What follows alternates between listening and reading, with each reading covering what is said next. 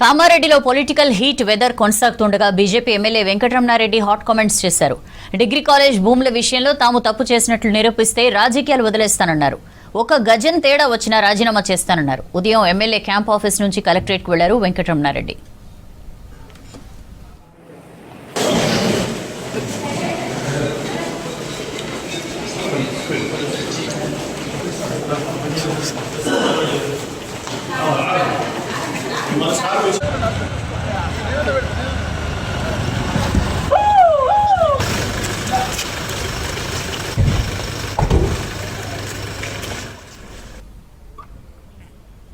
కలెక్టరేట్లో అధికారులతో భేటీ అయ్యారు ఎమ్మెల్యే. భూమికి సంబంధించిన వివరాలు ఇవ్వాలని ఆర్టీఐ అధికారులను కోరినట్లు తెలిపారు.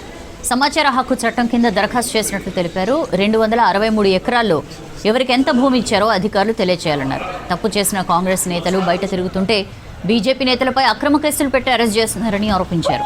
ఎన్ని కేసులు పెట్టినా వెనకడుగు వేసేదే లేదన్నారు. తమపై ఆరోపణలు చేస్తున్న వాళ్లు ఒరిజినల్ డాక్యుమెంట్స్తో నిరూపించాలన్నారు ఎమ్మెల్యే రమణారెడ్డి.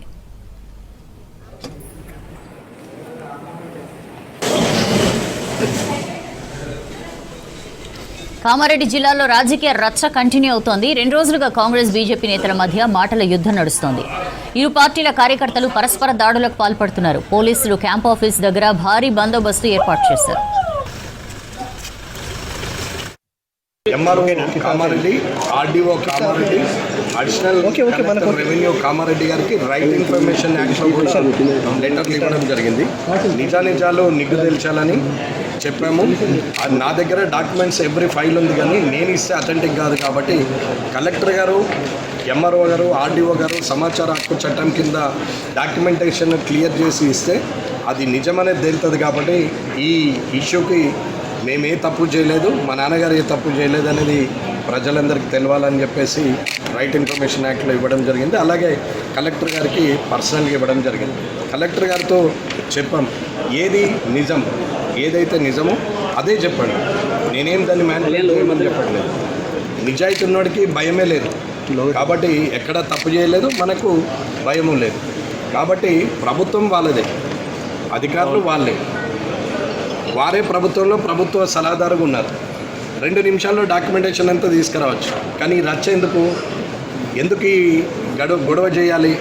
రాజకీయ లబ్ధి కోసం చేస్తున్నటువంటి వ్యక్తే కానీ ఎన్నడూ కూడా ఇప్పటి వరకు చేసినటువంటి డాక్యుమెంటేషన్ క్లియర్ చేయాల్సిన బాధ్యత అప్పుడు 2004 నుంచి 2009 దాకా మంత్రిగా ఉన్నారు. మరి అప్పుడు చెప్పవచ్చు కదా, అప్పుడు చేయలేదు. ఇవాళ ప్రభుత్వ సలహాదారుగా ఉన్నారు. మరి ఇప్పుడు కూడా ముఖ్యమంత్రి రేవంత్ రెడ్డి గారు ఉన్నారు.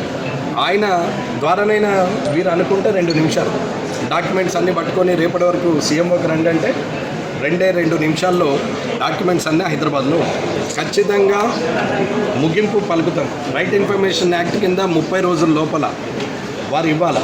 వారంలో ఇవ్వచ్చు, 10 రోజుల్లో ఇవ్వచ్చు, 30 రోజుల్లో ఇవ్వాలి. ఇవ్వకపోతే అప్లైట్ అథారిటీ ఉంటుంది, అప్లైట్ అథారిటీకి కూడా వెళ్తాం. అది కూడా కాకపోతే డిఫర్మేషన్ సూట్ వేసి గవర్నమెంట్ కోర్ట్ ఆర్డర్ ద్వారా కూడా ఇవన్నీ కూడా డాక్యుమెంట్స్ కలెక్టర్ గారి ద్వారా తెచ్చేస్తాం. కానీ కలెక్టర్ గారు పాజిటివ్గా స్పందించారు, చెప్పారు ఏది రికార్డు ఉంటుందో ఆ రికార్డు ఖచ్చితంగా ఇచ్చేస్తామండి. అట్లా ఏం లేదు, ఇబ్బంది పెట్టాలనేది ఆలోచన లేదు. 100% ఏది ఉంటుందో అది ఇవ్వమంటున్నారు. ఏది